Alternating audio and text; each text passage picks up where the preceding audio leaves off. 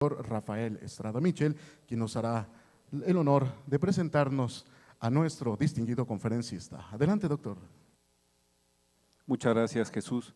Muy buenos días tengan todas y todos ustedes.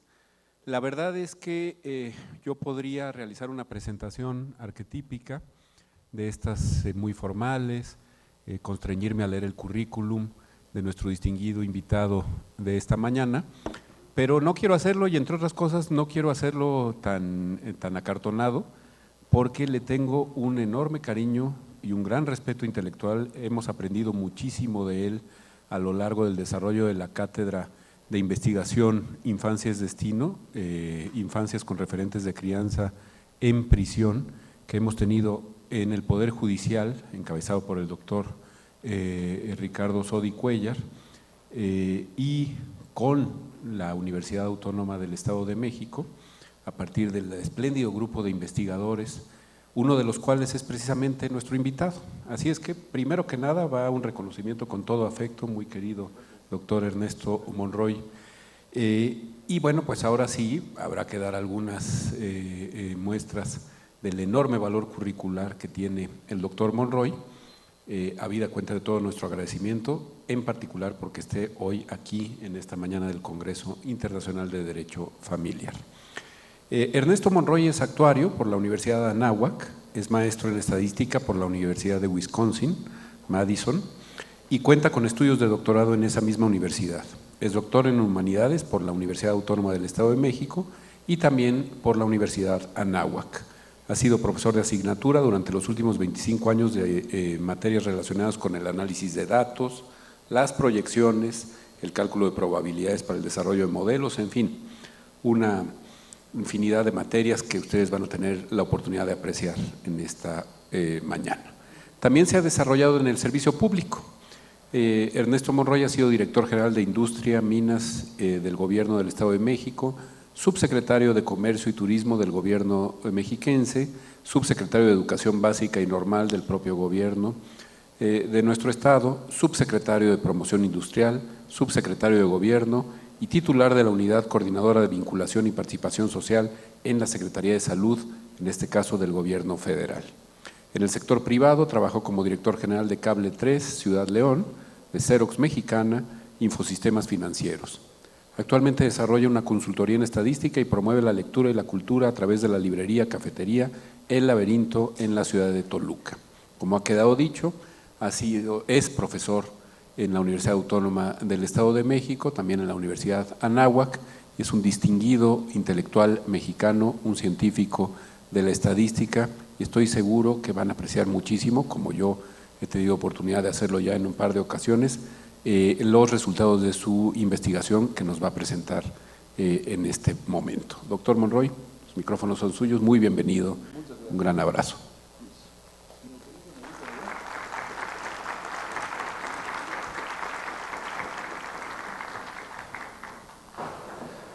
Si me autorizan, me la echo desde aquí. Yo quisiera agradecerles muchísimo al doctor Estrada Micha que nos haga el favor de esta presentación. La verdad es que ha sido un gusto trabajar con él y con el Poder Judicial. Bajo esta idea de la cátedra nos acompaña la doctora Diana Elisa González Calderón, quien es la titular de la cátedra de infancia con referentes de crianza en prisión, que es el contexto, como verán en unos momentos, en donde se hace este estudio estadístico. Y la verdad es que es un gusto estar aquí con ustedes. Voy a tratar de ser muy breve, trataré de dar espacio en una presentación muy dinámica y después pues abrir esto a preguntas y respuestas. Sin embargo, déjenme decirles antes que el trabajo estadístico tiene que ver con la posibilidad de, con los instrumentos adecuados, sondear a una sociedad que tiene opiniones. Ahorita estamos viviendo un momento en que prácticamente a diario tenemos publicaciones de encuestas, no de las que vamos a ver aquí, y hay algunas personas que dicen, bueno, ¿y cómo puedo yo estar representado en estas encuestas? Bueno, evidentemente los estudios muestrales profesionalmente hechos tienen metodología para poder recopilar opiniones que nos den más o menos con ciertos márgenes de error, ¿qué piensa la sociedad? Eso no quiere decir que a todos nos tengan que preguntar, porque eso sería un censo, pero los resultados que normalmente obtenemos de un muestreo, de un análisis estadístico bien hecho, están muy apegados a la realidad. Esto a veces a mis alumnos se los comento en el sentido de que para que conozcan el contenido de mi sangre, por ejemplo de glucosa, no necesitan vaciarme la sangre, porque en tal caso me matarían y tendrían una medición muy exacta de cuánta glucosa tengo en el cuerpo. Para evitar, evidentemente, esta necesidad, se hace solamente una muestra con procedimientos científicos claramente estipulados y se hace una aproximación muy clara. Los resultados que vamos a ver el día de hoy son justamente las opiniones no personales, sino las opiniones de quienes han sido sujetos de este estudio y que nos permiten de alguna manera entender mejor, en este caso, a las mujeres privadas de la libertad en los centros de readaptación social operados por el gobierno del Estado de México. Ese es nuestro universo. Y me parece que hay cuestiones interesantes, particularmente vinculadas con esta idea del derecho familiar, de esta concepción, retos del derecho de familia contemporánea, esta nueva familia que vivimos los mexicanos el día de hoy. Entonces esperamos que estos datos puedan ser útiles para que ustedes puedan tomar decisiones. Insisto, son datos que es una información, bases de datos que pertenecen a la cátedra que han llevado en conjunto la Universidad Autónoma del Estado de México y el propio Poder Judicial. Entonces, si me permiten, déjenme ver si aprendo a usar este asunto.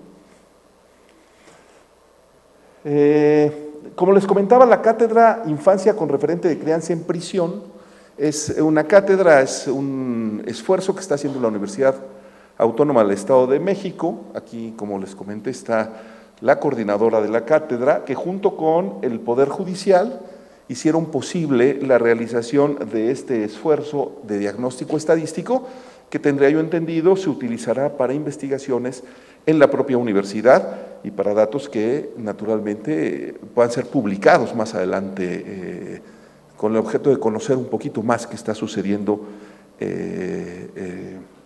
con este tema. El tema fundamental de la cátedra tiene que ver con las infancias, niñas, niños y adolescentes con referente de crianza en prisión. Pero cuando se estableció el objetivo fundamental, o el primer objetivo era entrevistemos a las mujeres privadas de la libertad para ver su experiencia al respecto. Y seguramente en investigaciones más adelante, la propia universidad, otros estudios estadísticos, irán ya con los jóvenes y con los niños que tienen referente de crianza en prisión, es decir, niños, niñas y adolescentes que vivieron en prisión con sus madres o tienen algún referente de crianza en prisión. Entonces, ese es el objetivo de la cátedra. Este solamente es el diagnóstico estadístico. El objetivo es conocer las condiciones en las que se desarrolla la crianza en reclusión en los centros penitenciarios a cargo del gobierno del Estado de México, pero además conocer un poquito las características de las mujeres privadas de la libertad. Aquí les vamos a presentar algunos hallazgos relativos a las familias con referentes de crianza en prisión. Es lo que hemos encontrado.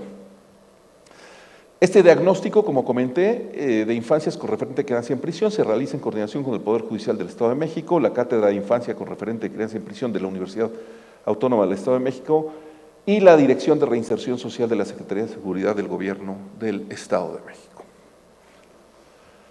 ¿Qué encontramos y qué van a ver en el camino de esta presentación? Encontramos estos importantes retos que desde diferentes áreas disciplinares tendrán que atender. El reto de la integración familiar, cómo logramos la integración familiar cuando se están dando estas condiciones. El reto de la cohesión social, cómo logramos darles cohesión social. No se les vaya a olvidar que a veces la mamá está privada de la libertad, pero el niño que vive con ella, que padece condiciones de privación de libertad, no está privado de la libertad, pero vive en esas mismas condiciones. La visibilización y la no estigmatización, que era uno de los asuntos que tenía la cátedra, esta idea de visibilizar un grupo social que a veces se nos olvida que existe y que por lo tanto no le damos la atención. El impacto de la reclusión en la familia, qué impacto tiene en toda la familia la reclusión. Las condiciones de crianza en prisión, ¿no? Ahorita van a ver, por ejemplo, el reto del gobierno del Estado de México entre tener muchos centros en donde muchos niños se puedan crear o un solo centro mucho mejor, con mucho mejor infraestructura en el que se puedan mandar a todas las mamás. De un centro con condiciones para la crianza contra la necesidad de construir infraestructura en todos los centros, que económicamente no es viable. La preliberación para mujeres con niños y niñas en el proceso de crianza, si es que esto fuera jurídicamente viable. La asistencia psicológica, que en todo sentido es un reto que ha faltado en las condiciones de reclusión. ¿Cómo externamos a los infantes? Hoy por ley los infantes se externan a los 3 años, pero van a ver por qué no se externan, por qué antes no se externan. La pregunta es, ¿3 años son suficientes? ¿Se necesitarían más? ¿Se necesitarían menos? ¿Cómo le hago para externar a los infantes? La edad y las condiciones para esto. Las redes de apoyo, que es uno de los temas fundamentales que encontramos aquí. ¿Cómo le hace una mujer para externar a sus hijos? ¿A quién o quién? ¿Qué red de apoyo va a tener para hacer este asunto? El acceso de estas, tanto las mujeres como los niños, a apoyos institucionales y las oportunidades educativas y laborales que justamente estos niños, niñas y adolescentes van a tener una vez que sean externados. La agenda, vamos a presentarles algunos datos generales de las mujeres privadas de la libertad, que son muy interesantes.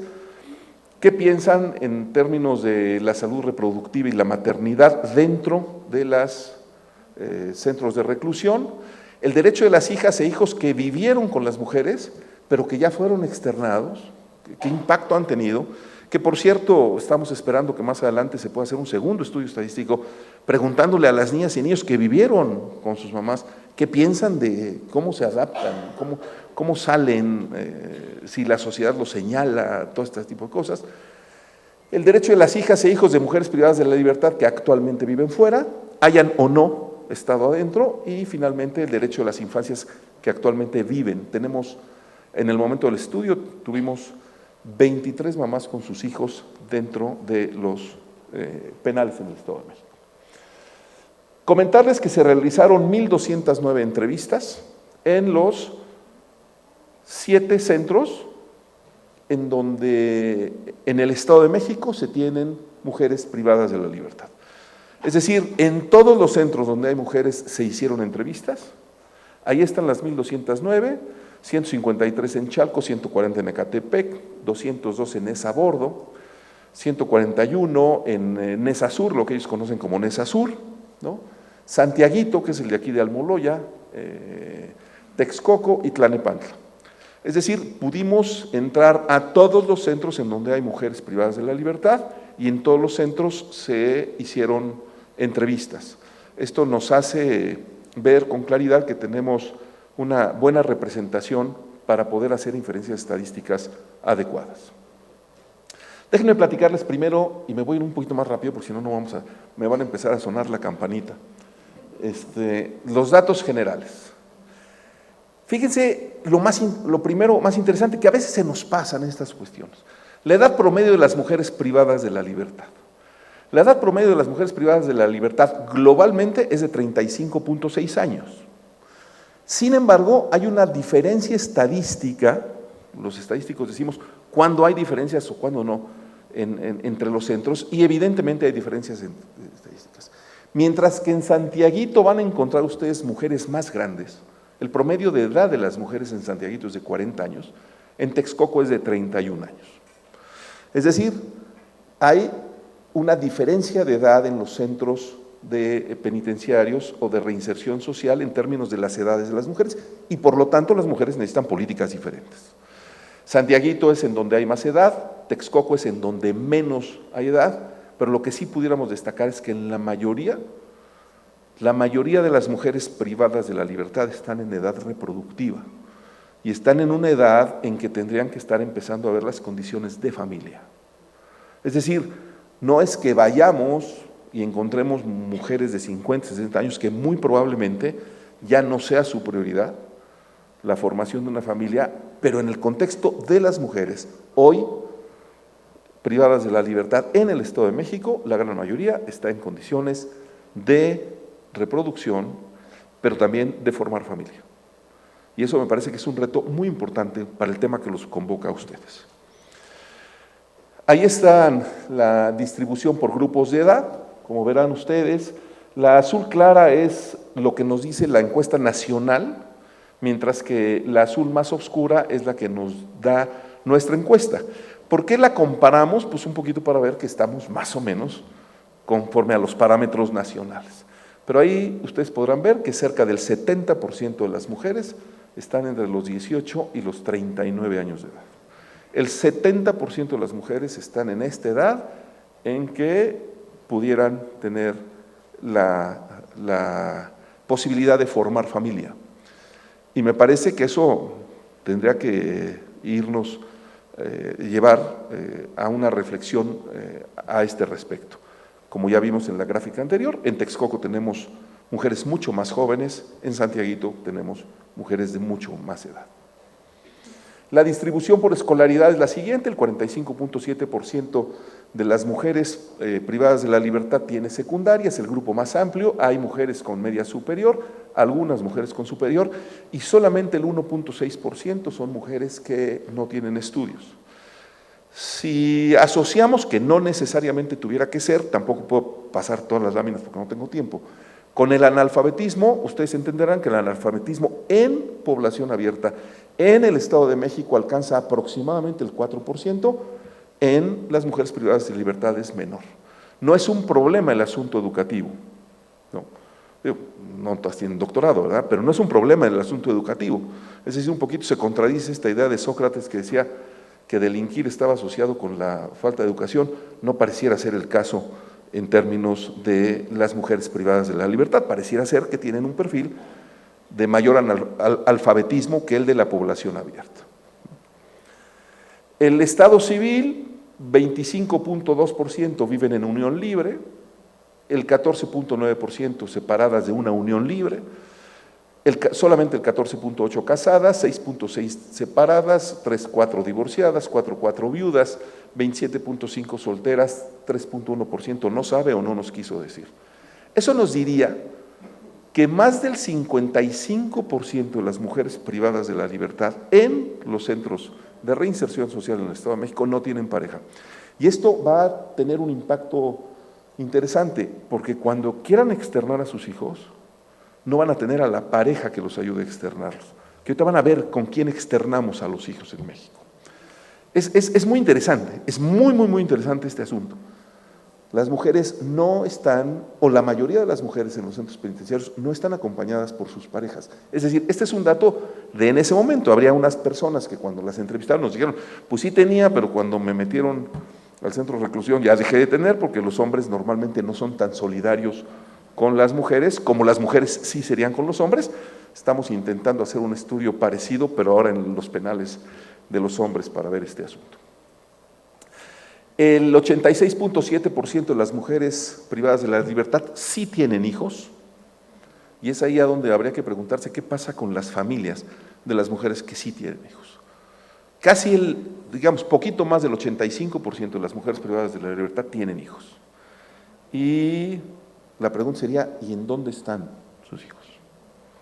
Porque entonces, si no, estamos haciendo pues que los que se quedan afuera tengan este impacto. Ahorita les cuento si me permite, si me da tiempo, una cuestión personal de una persona que me platicó un asunto de un impacto cuando tiene que ver la reclusión y cómo la sociedad estigmatiza a la familia completa. De estas mujeres, el 21.5% dice que sí tiene, que su pareja también está en prisión, ¿no? Bueno, en el 78% están las que no tienen pareja, ¿no? Y entonces hay un 21.5% de familias que no tienen a ninguno de los dos afuera, y por lo tanto habría que pensar en dónde están, es decir, cómo se conforma esta familia. De las hijas de mujeres privadas en libertad al momento de la detención, que este es un dato interesante para el Poder Judicial, es 35.7% manifiestan que sí, sus hijos estuvieron presentes durante el momento de la detención, y de esos, cerca del 66% presenciaron el incidente de la detención que tiene cierto impacto de violencia. Habría que, no sé si cuidarla, no sé si se pueda La verdad es que yo no soy abogado, no sé si se pueda, pero sí manifiestan las mamás adentro que un porcentaje alto de niños estuvieron en el momento de la detención y por lo tanto tienen un impacto de violencia. Solamente el 70% de las mujeres tienen claridad de su situación jurídica. Aquí no viene una lámina, pero es bien interesante también decirles, el porcentaje de mujeres privadas de la libertad, ¿no?, que están detenidas pero todavía no tienen sentencia, es estadísticamente mucho más alto que el de los hombres. Pareciera ser que los hombres acceden a sentencia mucho más rápidamente que las mujeres. Ese es también un tema que habría que ver. Y por lo tanto hay 30% de mujeres que no entienden claramente su situación jurídica. El más bajo pues es el de Texcoco, que es además a donde hay mujeres de menor edad. El tiempo promedio de detención, para que también ustedes puedan tener ahí un impacto. Aproximadamente, globalmente, las mujeres privadas de la libertad llevan 6 años en esa condición. Si tienen hijos de 8 o 10 años, las mujeres estarán distantes del núcleo familiar durante la mayor parte de la educación de sus hijos. En donde tiene un promedio más alto es aquí en Santiaguito, que tienen casi 10 años en promedio de reclusión, y en Texcoco 3.12 años. Mujeres más jóvenes se van a Texcoco y en Texcoco duran menos tiempo. Yo no sé si la política, y eso habría que ya verlo después, haya conducido a que personas, mujeres con mayor tiempo de sentencia, sean enviadas normalmente aquí a Santiaguito y por eso tengan más tiempo de reclusión las mujeres en Santiaguito. Del derecho a la salud, hay muchos más datos, no me voy a detener en todos, ni puse todos porque no terminaríamos. Y además me regañarían si pongo todos. Derecho a la salud reproductiva de las mujeres privadas de la libertad. El 97.2% se identifica, de las mujeres entrevistadas se identifican como mujeres. Este es un dato bien interesante porque tenemos mujeres privadas de la libertad que identifican su género con hombres o con hombres transgénero. Y ahí nos platicábamos con la gente que está a cargo de los penales el problema que esto representa para la convivencia, porque naturalmente hoy tenemos espacios para hombres, espacios para mujeres, pero no espacios para condiciones transgénero. Y en algún momento pues se va a tener que atender este asunto. Me imagino que era lo que a usted les pasa, lo que a mí me pasaba cuando yo era subsecretario de Educación y algún alumno o algún maestro o maestra llegaba y decía, pues sí, hay baños de mujeres y hay baños de hombres en la escuela, pero yo soy mujer, pero soy transgénero, me siento hombre y quiero entrar al baño de los hombres. Necesitamos como sociedad empezar a atender estos asuntos. Fíjense qué interesante la distribución por la consideración sobre su sexualidad. El 67.7% de las mujeres encuestadas se considera heterosexual, 18.9% bisexual y 2% homosexual. Otro reto, evidentemente, para cómo se manejan las condiciones de reclusión de las mujeres privadas de la libertad. Visitas conyugales, aproximadamente solo el 9.7% de las mujeres privadas de la libertad manifiestan tener visitas conyugales, que es relativamente poco. La frecuencia de las visitas es cada 15 días. Este es un fenómeno muy interesante porque nos manifestaron algunas con agrado y algunas sin agrado, que a partir de la pandemia se hace cada 15 días nada más, no hay otra alternativa, no hay, cuando yo quiero, es cada 15 días y se acabó la historia, ¿no? El 94.2% manifiestan que sus hijas o hijos no están presentes durante las visitas conyugales, ya sea que vivan fuera o que vivan dentro. 57% utiliza protección o método anticonceptivo en las visitas conyugales, un porcentaje muy bajo y por eso se dan naturalmente embarazos y nacimientos en los penales. Habría que establecer una política de anticonceptivos o condones en los centros de detención. En donde más personas son visitadas es en Santiaguito, naturalmente pues si tienen más tiempo de reclusión, tienen también más visitas. Pero tampoco es muy alto, Las mujeres pasan mucho tiempo solas en los centros de reclusión. Del embarazo, ¿no? Aproximadamente el 1% de las mujeres reclusas el día de hoy tienen embarazo. Entonces, obviamente hay que también tener una atención médica para el embarazo. A nivel nacional, la ENPOL dice que a nivel nacional es el 1.1%, en lo que nosotros encontramos es el 1% de las mujeres están embarazadas. Globalmente, el 12.2% de las mujeres privadas de la libertad manifiestan haber estado ahorita o en algún momento embarazadas, que es un porcentaje muy importante. Si estamos pensando que tenemos 2.500 mujeres privadas de la libertad en el Estado de México, por lo menos 250 han estado embarazadas dentro de los penales y por lo tanto requieren atención médica. La atención médica durante el embarazo y el parto, 22% de las mujeres nos manifiestan que no acudieron al médico, cosa que es un problema. Quienes hemos trabajado en el sector salud sabemos que la muerte materna en México está asociada fundamentalmente a la falta de atención médica, no porque falten médicos, sino porque a veces las mujeres no van a los médicos. El 78% nos dice que sí se atendió dentro de los penales y una parte importante dice que sí les dan servicio, no adentro de los penales, pero sí tienen los penales la atención de cuidar a las mujeres embarazadas, ¿no? Esto sale bien evaluado la Dirección de Reinserción Social en estos aspectos. Se le proporcionó atención médica, el 60% de las mujeres embarazadas dieron a luz en el centro, que son justamente los niños que van a vivir en el centro. 31% dice que no se le dio atención médica en términos generales, el 69% dice que sí se le dio atención médica, pero en términos generales más o menos a todo el mundo se le da la atención médica. Lo que pasa es que no todo el mundo reconoce que se le da completa la atención médica. Y 81% pudieron amamantar a sus hijos, que hoy está siendo un tema importante de salud familiar, la posibilidad de amamantar.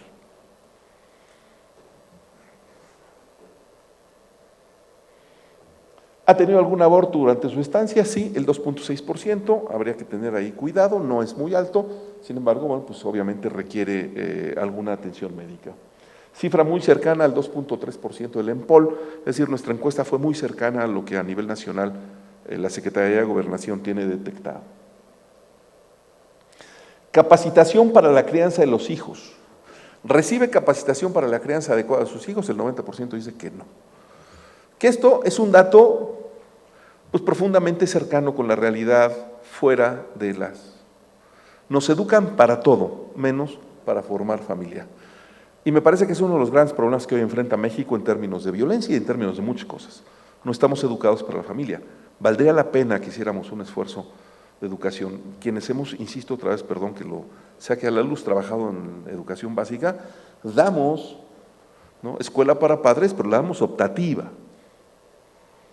Habría que empezar a pensar en la necesidad de formar a las personas, no solamente para formar familias, sino para tener convivencias sanas. No son materias que se den ni en la primaria, ni en la secundaria, ni en la preparatoria, ni en la universidad. Y luego nos quejamos de lo que sucede en la sociedad. Necesitamos empezar a formar a una sociedad que sea mucho más vinculada con el ejercicio de los demás, porque si no seguiremos generando una sociedad violenta. Sección 3, derecho de las hijas o los hijos. El 6.6% del total de las mujeres privadas de la libertad manifestaron haber tenido hijos o hijas viviendo con ellas en el centro y han sido externados. Este es un tema interesante, vamos a platicar solamente de estas mujeres que han tenido hijos allá adentro para que vean un poquito cómo lo ven ellas. El 93.3% de las hijas o hijos que vivieron en reclusión con las PPLs nacieron durante la reclusión. Es decir, es más difícil que si una mujer tiene un niño o una niña de, no sé, de 6 meses en el momento de la detención, es más difícil que se la lleve. Normalmente los niños que viven allá adentro fueron niños que nacieron allá adentro y por lo tanto tienen una condición psicológica diferente, ¿no? Porque nacen y viven sus primeros 3 años como si estuvieran presos cuando no están, no son los, digo, tampoco es que tengan mucha independencia la mamá, pero los tratamos como privados de la libertad cuando no están privados de la libertad. Jurídicamente me imagino que algo se tendría que hacer en este asunto. ¿A sus hijas y a sus hijos les dieron servicios? Sí, muchos servicios, alimentación gratuita, servicios médicos, pues sí les dan, pero naturalmente que no les dan ni calzado, ni ropa, ni guardería, ni pañales, vacunas sí se les dan. Hay cubiertos más o menos los servicios médicos. Sin embargo, por ejemplo, nos dicen alimentos gratuitos, no.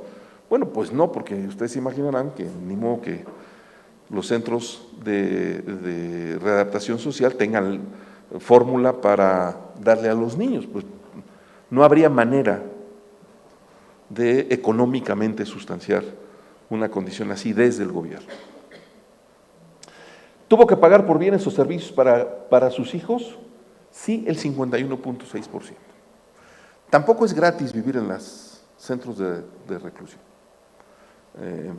Es un tema que habría que atender, pero no, me imagino que no es tema de ustedes, será tema de otro lado, pero es muy interesante. Ahora, obviamente, pues si las mujeres quieren darle cierta fórmula, por ejemplo, a sus hijos, pues su familia va a tener que pagar por esos servicios. Del cuidado de las hijas o hijos ya externados durante su estancia, si las mujeres consideran que sus hijos están seguras, hace algún tiempo, las mujeres que ya los externaron consideran en el 60% que sus hijos no están seguros. Esta cifra va a cambiar para los niños que hoy viven adentro. Esta cifra ha mejorado, me parece que han generado en el gobierno del Estado mejores condiciones para la seguridad de los niños allá adentro, porque evidentemente tampoco es que los niños vivan fuera, los niños están con su mamá y conviven con las otras mujeres privadas de la libertad. De los espacios para las hijas o hijos ya externados durante su estancia, si había espacios de convivencia y adecuados para el desarrollo, pues naturalmente que expresan que no. Las cárceles no están. Si difícilmente están hechas para mujeres, mucho menos para niños. De las hijas o hijos de mujeres privadas de la libertad que actualmente viven fuera del centro, el 74.7% del total de las mujeres privadas de la libertad tiene hijas o hijos viviendo fuera del centro, es decir, 85 han tenido, 74 todavía los tienen viviendo fuera, ya algunos hijos o ya murieron o ya son independientes, ¿no? A estos son a los niños jóvenes que no los está atendiendo su mamá. ¿Cuántos hijos tiene una mujer privada de la libertad? En promedio, 2.3 hijos. Es una cifra alta. Es una cifra un poco más alta que la abierta, la de población abierta. Pero son muchos hijos. Es decir, la condición de vinculación con los centros de reclusión antes o durante su estancia en los centros de reclusión, generalmente nos tiene a mujeres más educadas, por lo menos con secundaria, pero con más hijos. El 32.8% de las mujeres en reclusión tienen por lo menos 2 hijos. Entre el 63% tiene, el 87% tienen entre 1 y 3 hijos. Es una cifra muy alta. La edad promedio de los hijos viviendo fuera es de 14.4 años, estamos con hijos en plena adolescencia, que son los que no tienen a su mamá, pues para cuidar un poquito ahí este asunto. ¿Quiénes están a cargo de las hijas o hijos? Aquí sí déjenme detener un poco porque esto sí me parece que es importante para ustedes.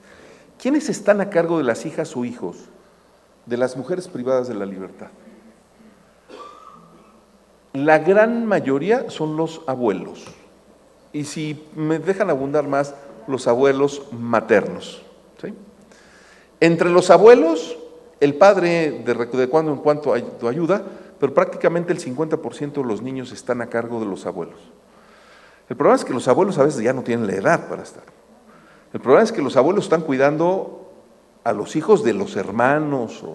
Entonces hay ocasiones en que los hijos no tienen, ¿no? Y el problema es que haya un grupo de mujeres que nos dice, yo ya tampoco tengo padres, no tienen abuelos los niños y no hay manera de externarlos. Algo hay que hacer con las redes de apoyo para que las mujeres puedan externar adecuadamente y los hijos tengan un desarrollo adecuado. Los papás no cuidan a los hijos, ¿no? Eso es muy interesante. ¿Cuántos hijos visitan a las mujeres privadas de la libertad? Pues aproximadamente el 47%. La verdad es que es poco el porcentaje de mujeres que son visitadas por sus hijos. También son cada 15 días las visitas de los hijos de las mujeres privadas de la libertad. ¿Tienen red de apoyo?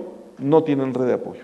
En general, solamente el 39.3% de las mujeres dentro de reclusión tiene red de apoyo. Es decir, alguien que le pueda ayudar pues cuando necesita pues algún medicamento, que naturalmente pues se imaginarán ustedes que no hay todos los medicamentos que uno quiere, o cuando necesita leche para el niño, o cuando necesita ropa, o cuando necesita sacar a su hijo de reclusión. Es bajísimo este asunto. La sociedad no ha generado redes de apoyo en esta parte. En donde menos hay redes de apoyo, pues es en Ecatepec, en Santiaguito y en Texcoco.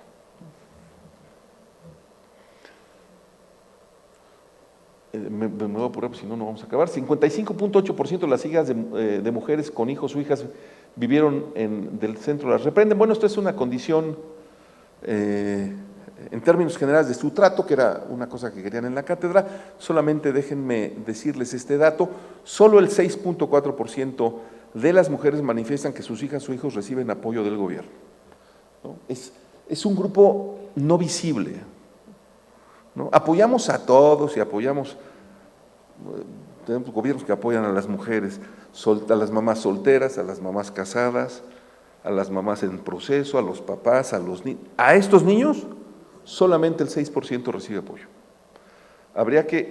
Pareciera ser que los niños van a cargar con una condición que no hicieron ellos. Habría que hacer algo en esta parte, ¿no? Derechos de las infancias que actualmente viven con las mujeres, y es la última sección, ya prometo no ampliarme. Tenemos en el momento de la encuesta que se hizo en diciembre, entre diciembre y enero, 23 niños viviendo en los penales. Solamente 4 nacieron antes de la reclusión, los otros 19 nacieron durante reclusión. Eso implica que tienen los centros que tener atención médica. Pero también, fíjense muy bien, aquí es muy interesante, implica, y me voy a detener aquí 2 minutos, implica que los centros tienen que tener infraestructura para atender a los infantes. Si ustedes se fijan, todos los centros de reclusión de mujeres en el Estado de México tienen a niños, a infantes viviendo con sus mamás. Y eso implicaría, si es que en todos los centros va a haber, que todos los centros tuvieran infraestructura para tener a bebés. No sé si sería más prudente, económicamente más viable y más sano que todos los niños estuvieran concentrados, por ejemplo, en Nesa, en donde sí tenemos un penal que tiene condiciones para recibir a los niños. Claro que en Tlalnepantla dicen, oye, pues no hay condiciones para tener a los niños. Pues que tampoco el gobierno va a poder tener guarderías en 7 centros diferentes, en donde probablemente, como en Texcoco, atiendan a un niño. Habría que replantear la necesidad de que si hay mujeres con hijos, valdría la pena que se considerara la posibilidad o de concentrarlos en un solo centro de reclusión para que tengan todos los servicios y eficientar los recursos, o yo no sé si habría que incluso pensar en la preliberación de las mujeres. Porque los niños que están allá adentro le cuestan dinero al gobierno, y el gobierno no es el mejor cuidador de niños. Habría que replantear estas cuestiones. Acceso a los servicios, y yo aquí quisiera decir lo que decía yo al principio. Tienen muchos servicios, la verdad es que no tienen pañales, pues obviamente pues no hay manera, pero fíjense cómo los servicios que menos tienen son la atención psicológica. Algún esfuerzo deberíamos de hacer para que los niños y las propias mamás tuvieran atención psicológica. Bueno, habría que hacer un esfuerzo para que todo el mundo tuviera atención psicológica, pero particularmente no es una materia que se dé en las escuelas, ¿no? Quienes somos maestros entendemos que a veces un alumno no se porta bien, no por los problemas escolares, sino porque no sepa, porque trae problemas y no hay quien lo atiende y quien lo escuche. Habría que empezar a pensar que necesitamos una educación en este sentido. Ustedes lo pueden hacer obligatorio desde el Poder Judicial, me imagino, ¿no? El 90% de las madres con infancias en reclusión manifiestan que su familia o ellas mismas aportan lo necesario para cubrir las necesidades básicas de los infantes. Efectivamente, me queda claro que un centro sí, decían en una de nuestras reuniones, doctor, decían en una de nuestras reuniones, Diana, que les daban barbacoa. Pues no, los niños de 2 años no pueden comer barbacoa. Entonces, si necesitan comer fórmula, alguien tiene que llevárselas. Son los familiares los que están aportando esta parte. El 25% de las mujeres viviendo con infantes manifiestan haber tenido que pagar por la alimentación de sus hijas o hijos, natural por estas cuestiones que les digo, ¿no? Y el 40% de las madres privadas de la libertad refiere que sus infantes las acompañan a sus visitas conyugales. El 84.2% de las madres consideran que sus infantes están seguros en los centros. Esto cambió de 60% hace unos años a 84% hoy. Ya están seguros, un poquito más seguros los niños. El 73.7% refieren que los centros tienen espacios de convivencia y solo el 35.3% considera que el centro cuenta con los espacios adecuados para el desarrollo de sus hijas o hijos. Naturalmente, los centros no están hechos para los niños. Creo que esta es la penúltima. Quisiera yo detenerme en esta. Razones por las que las mujeres no externan a las infancias viviendo en reclusión con sus madres. Les preguntamos, bueno, ¿y por qué no sacas a tu bebé? Algunas nos dicen, pues porque es importante amamantarlo, porque es importante la convivencia madre-hijo o hija, por muchas razones, pero la gran mayoría nos dice que no pueden sacar a sus hijos porque no tienen apoyos externos que los reciban. Ahí está una tarea fundamental que necesita el gobierno como gobierno general. Algunos de ellos, me queda claro que se pudieran ir a alguna instancia del DIF, pero el DIF tampoco tiene la capacidad para recibir a todos. Si algunos de ellos se van con su abuelita a veces ya no tiene ni la edad, ni la paciencia, ni el tiempo para hacerlo, y entonces estamos implicando la destrucción de un proceso familiar. Me parece que son los hallazgos más importantes que tenemos, creo que esa fue la última. 78.9% de las mujeres están dispuestas, si tuvieran una red, a que sus hijos sean educados afuera. De los niños adentro, el 28.6% ha presenciado conductas violentas en el centro cuando hay algún enfrentamiento entre reclusas. 40% consideran que sus hijas o hijos sí sufrirán alguna afectación por vivir en el centro. Este es un tema que les decía yo, ¿no?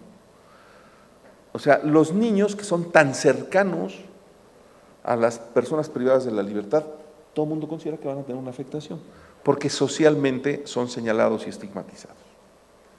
Hace unos días que platicaba yo con una persona en la Universidad Anáhuac que tenía un familiar en 2º grado que había sido preso, dice, esta estigmatización llega bastante más lejos, ¿eh? O sea, los tíos y los sobrinos y todo el mundo se siente.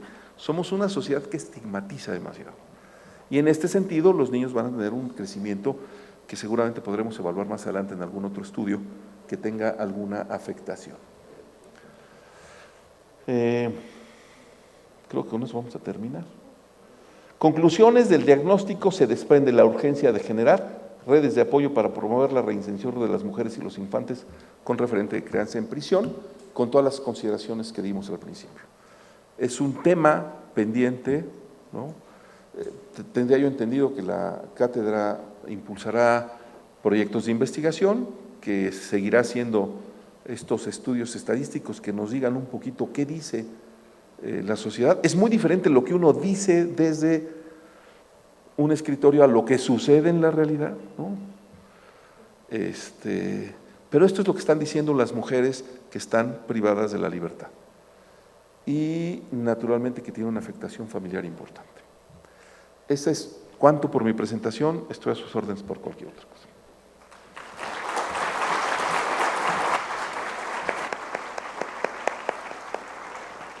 Muchas gracias al doctor Monroy. Bueno, efectivamente nos da muchísimo gusto que nos honre con su presencia la doctora Diana Elisa González Calderón, que es la coordinadora de la Cátedra Infancia es Destino por parte de la Universidad Autónoma del Estado de México, la doctora María José Bernaldez, la directora de la Facultad de Derecho de la máxima casa de estudios mexiquense, la doctora Paulina Bernaldez. Muy bienvenidas, muchísimas gracias por estar aquí. Es un honor tenerlas y más cuando se ha desarrollado un proyecto de la importancia que ustedes han tenido la oportunidad de calibrar en esta mañana de excepción. Me dice la organización que ya no queda tiempo para las preguntas, pero nos vamos a brincar esas reglas tan estrictas y si alguien tiene una pregunta muy concreta, que no sea una ponencia, que no sea un comentario, la vamos a agradecer. Por favor, caballero.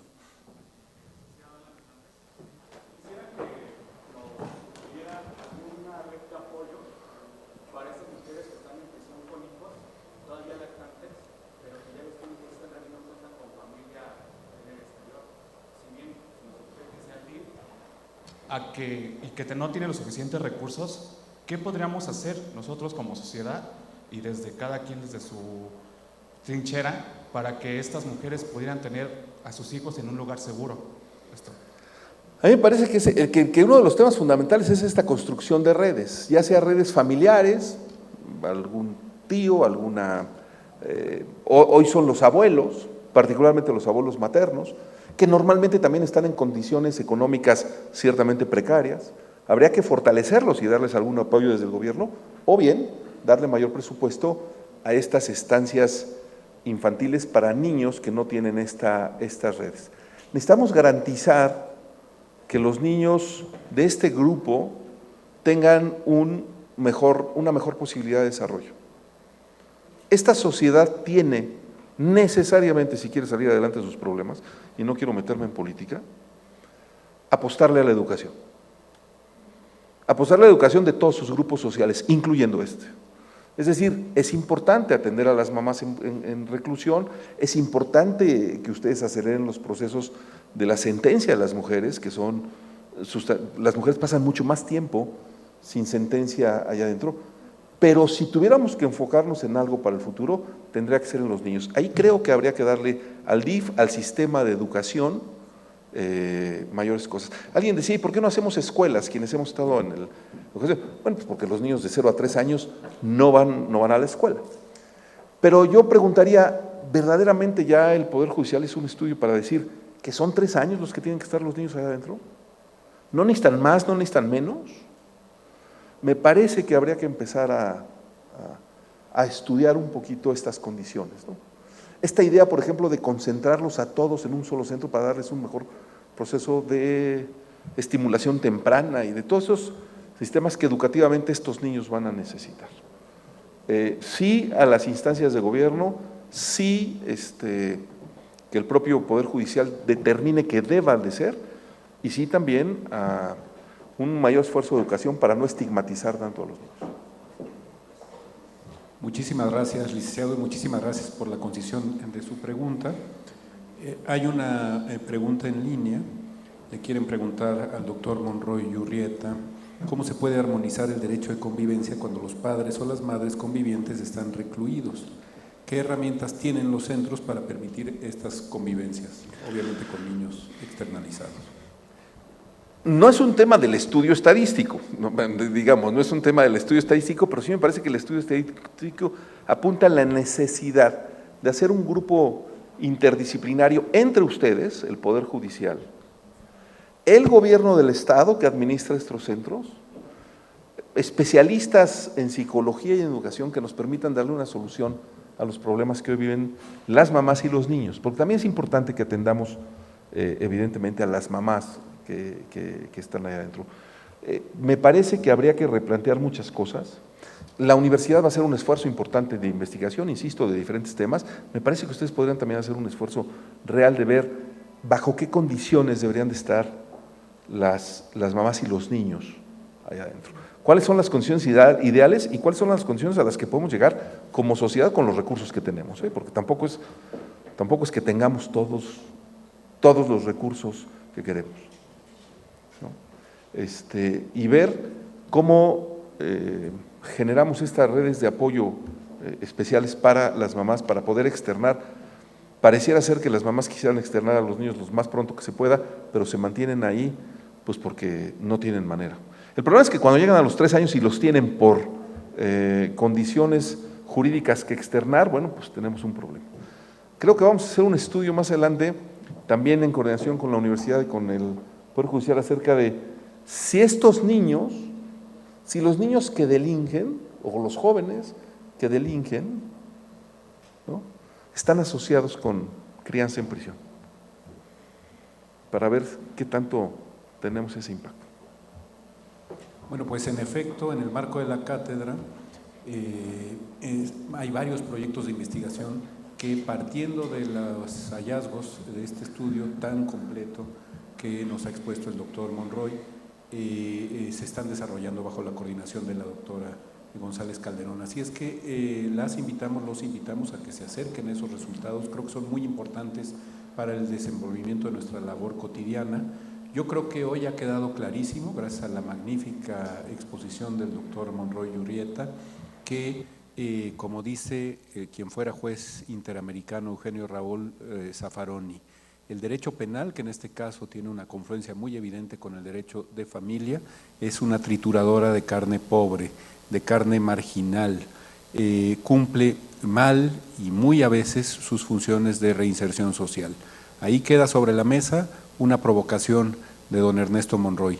Necesitamos una regla general, abstracta, impersonal, que nos diga que lo mejor es externar a las niñas y a los niños justo cuando cumplen 3 años y alejarlos de sus madres, o quizá pudiéramos analizar los casos concretos, habida cuenta de que afortunadamente, por lo menos en nuestro estado, no son demasiados las pequeñitas, las crianzas que se encuentran todavía junto con sus madres privadas de facto, porque muy bien señaló el doctor Monroy, no lo están de iure, de su libertad. En fin, muchísimas gracias, ha sido una mañana de excepción y agradecemos en todo lo que vale su presencia académica, humana, moral y bueno, ya hasta sociológica, mi querido doctor, que ha tenido con nosotros en este congreso. Muchísimas gracias, Ernesto. Un fuerte aplauso, por favor, al doctor Ernesto Monroy. Enhorabuena, muchas felicidades y muchas gracias por compartir esta disertación sumamente interesante. El Poder Judicial del Estado de México reconoce su participación como conferencista en este tercer Congreso de Justicia Familiar.